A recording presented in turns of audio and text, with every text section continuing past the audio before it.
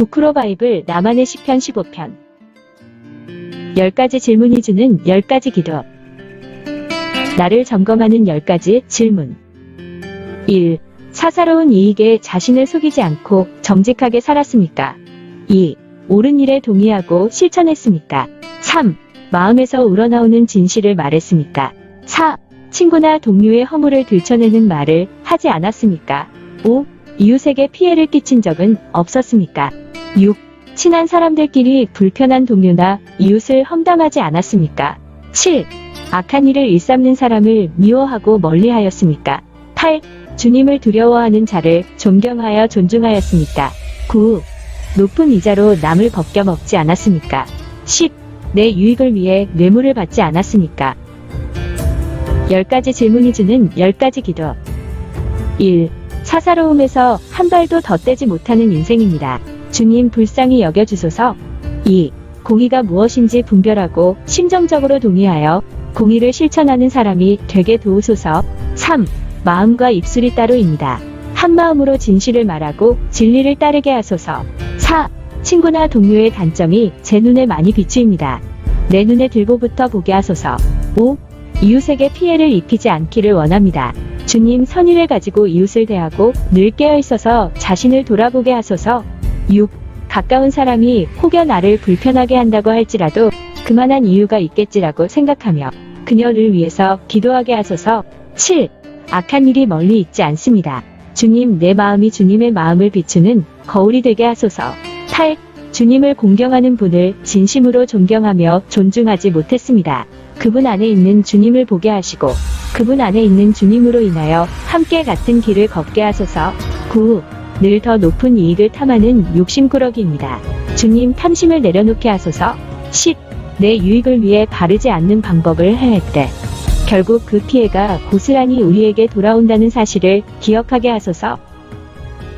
시편 15편은 1권의 첫 번째 단락 3에서 14편이 끝나고 두 번째 단락 15에서 24편을 여는 시입니다. 첫 번째 단락은 의인과 악인의 대결 구조를 통해 공격받고 억압받는 의인이 하나님께 구원과 도움을 요청하는 내용이 주를 이루었습니다. 하지만 이번 단락에서는 분위기부터 사뭇 다릅니다. 시편 15에서 24편에서는 의인과 악인보다는 마음과 토라가 중요한 모티프로 등장합니다.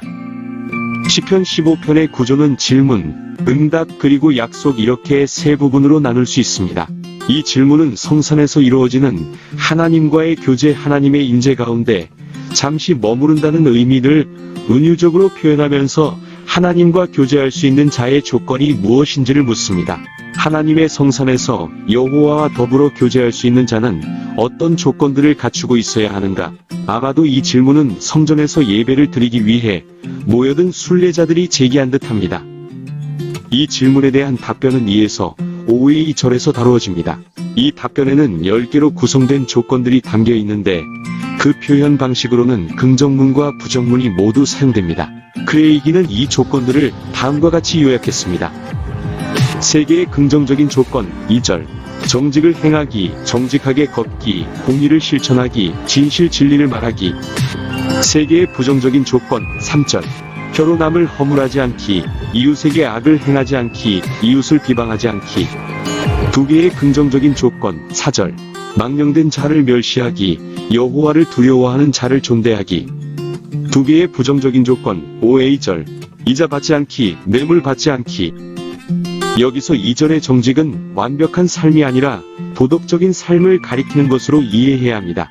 2절에는 공의와 진실 등 3개의 조건을 대략 살펴보아도 성전에 들어가 하나님의 임재 가운데 교제를 누릴 수 있는 자들은 타자와의 관계에서 윤리적 삶을 지속하는 자들임을 알 수 있습니다. 3절에 등장하는 3가지 조건들도 이웃과의 관계에서 지켜야 할 윤리적 덕목들이라고 이해됩니다. 혀로 남을 허물하지 않는 것은 곧 근거 없이 남을 헐뜯었던 행태를 그만하는 뜻으로서 2절에 제시된 진실 말하기와 연결됩니다. 것과 이웃에게 행악과 비방을 하지 않는 것도 같은 맥락이라고 볼 수 있습니다. 오비 절은 앞서 언급한 조건들을 충족시키는 자들에게 주어지는 약속을 말해줍니다. 그들은 하나님의 임재와 교제에서 영원히 흔들리지 않을 것입니다.